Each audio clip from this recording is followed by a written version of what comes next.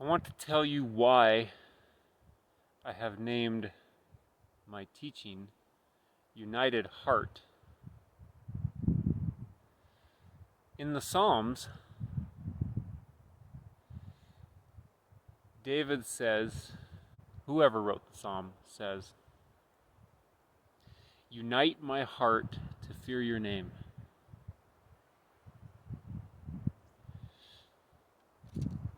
What he is alluding to is the fact that hearts can be disunited and split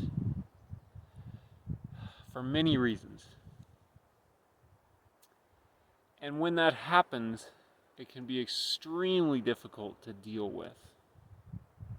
Some of you might know what I'm talking about, some of you might not. But to have a heart that is not united with itself can cause so many problems in life.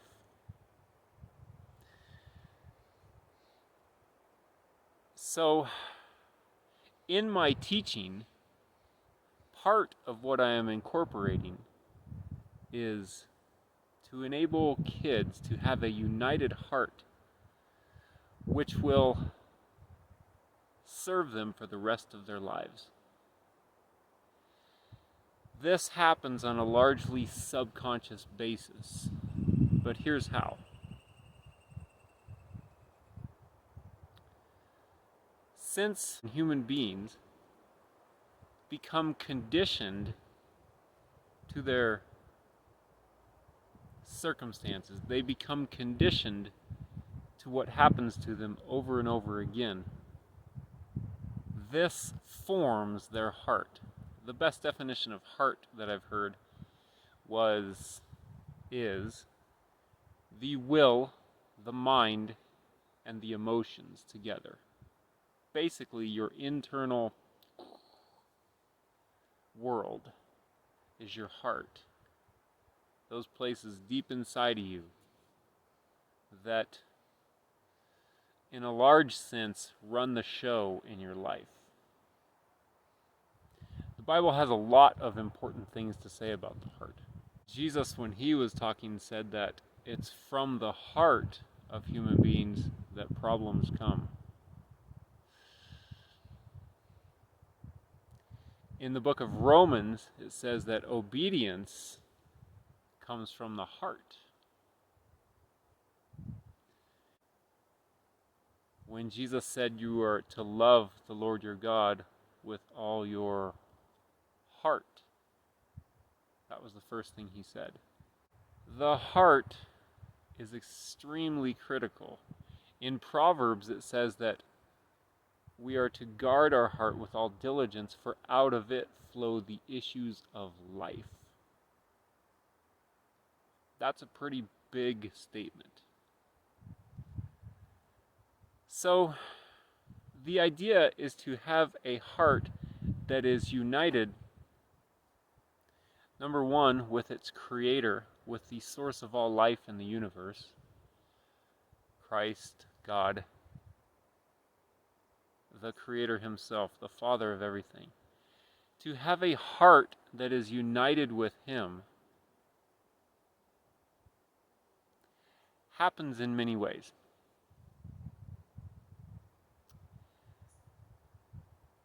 It happens when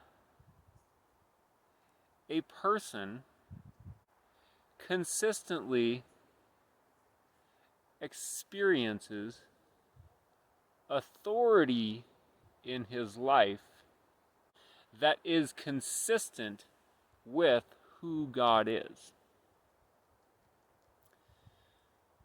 Authority figures in life are analogous to God. So, a proper relationship with authority is critical. I speak from experience growing up. This is how I learned this, and God taught me. When the authorities in your life are not in line with love, This creates distrust, anger, resentment, rebellion, and any number of things along those same lines. This, when you get old, transfers to God. Why? Because God is the ultimate authority. This creates a heart that is not united with its Creator.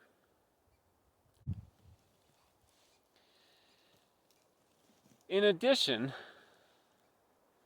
when a child experiences more fear than love, unhealthy fear, especially from authority figures, which can be many and myriad, the same occurs. That child's heart will be hardened against authority, and it will be difficult for that person at any age to have a healthy relationship with God.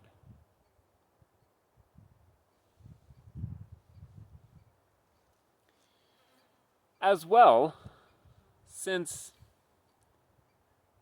human beings become conditioned to what happens to them on a regular basis, if a child experiences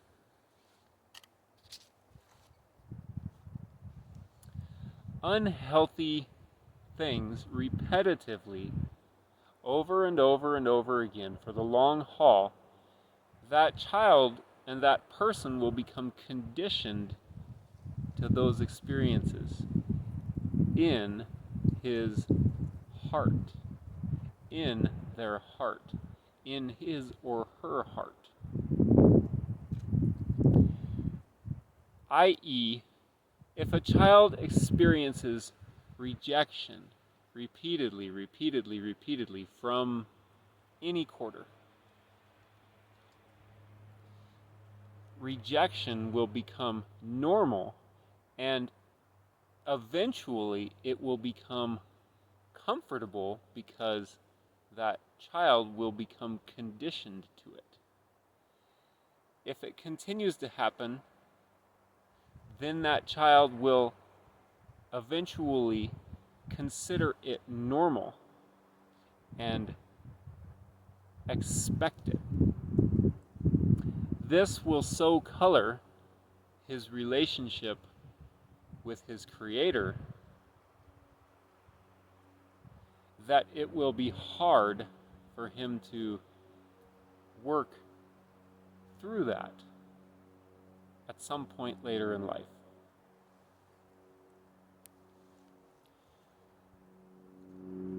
When a child experiences failure over and over and over and over again,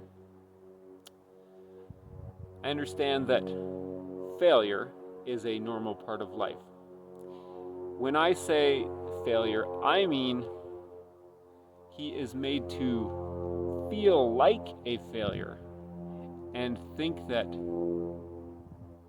he, because of who he is a failure. Not simply failing at endeavors. Because failing at endeavors is a fairly normal part of life. But when a child feels like a failure over and over and over and over again, that child will become conditioned to failure, eventually become comfortable with failure, and will eventually expect and attract failure. All of these dynamics are forming his or her heart. The authority figures in a child's life, more than the circumstances, greatly shape a child's beliefs about him or herself. This is the way God made it to work. It is supposed to work in a very positive, good way. However, if the authority figures, from whatever source, create beliefs inside the child such as he's worthless, he's rejected, he's bad, he is not lovable, he is dishonest, he is whatever, any negative trait. These beliefs later in life will be acted upon either consciously or subconsciously, because people cannot act inconsistently or differently with the core beliefs that they have about themselves, whether they know they have them or not. Often people will find themselves acting in ways that are very unhealthy and that they don't even want to act in, and they don't understand why. This is because a person cannot act in a manner inconsistent with their beliefs about themselves. If they believe they're a bad person, they're going to do bad things. If they believe they're not worthy of love, they're not going to receive love from people. If they believe they are rejected, they are going to reject themselves before others even do it. If they believe that they are a failure, they will fail. All of these factors, and more, I'm only scratching the surface, can cause a human heart to be divided against oneself. And that person, as they grow, can actually find themselves doing self-destructive things, hurting themselves and hurting others, and self-sabotaging and doing harm to themselves and to their life subconsciously, which then, of course, simply reinforces the negative self-image that people have about themselves. When a person is more comfortable with failure than with success, when a person is more comfortable with dishonesty than honesty, when a person is more comfortable with fear than with love, when a person is more comfortable with any negative, self-destructive trait subconsciously, more comfortable with those than they are with love, happiness, success, acceptance, friendship, honesty, risk-taking, anything. I'm only scratching the surface. There's a list of negative traits a mile long, and there's a list of positive traits a mile long. That if any human being's heart is formed in such a way to become conditioned to those negative traits and be more comfortable with those negative traits on a subconscious level more than with all these good traits, then they are going to naturally revert and default to those unhealthy traits and those unhealthy ways of living. This is the experience of having a divided heart. Because on a conscious level, a person knows what they want. They want happiness, they want love, they want peace, they want truth, they want life, they want to enjoy themselves, they want to have fun, they want to succeed. But on a subconscious level, their heart is so divided against the conscious level, and they don't know why. Their heart can be against God, against people, against a particular gender, against themselves. That's a particularly painful one, to have your heart divided against yourself. And a person can live that way without even being aware of it. And these factors, if not dealt with, wreak such havoc in people's lives, and people don't know why. It's because hearts are being formed all the time. Human hearts are being formed from day one until day the end. Human hearts are being formed.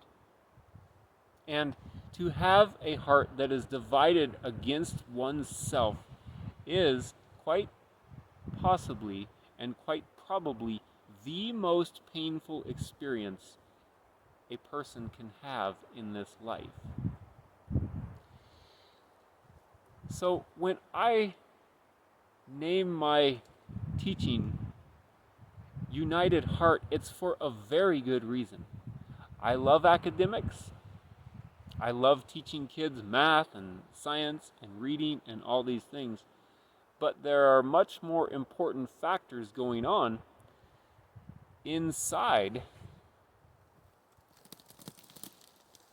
of children that are going to affect them for the rest of their lives. And the great thing is that you can teach these things in perfect unison with teaching academics. Because these intangibles are being taught in one way or another all the time to kids, whether people know it or not, simply by the fact that they are existing and they have hearts. Hearts are constantly being formed, whether we know it or not. The key is how. That is why I intentionally name my teaching United Heart. I am out to create an entire generation of human beings whose hearts are united with, number one, their Creator, number two, themselves, number three, other human beings, authority figures, people of opposite genders, and the entire world around them.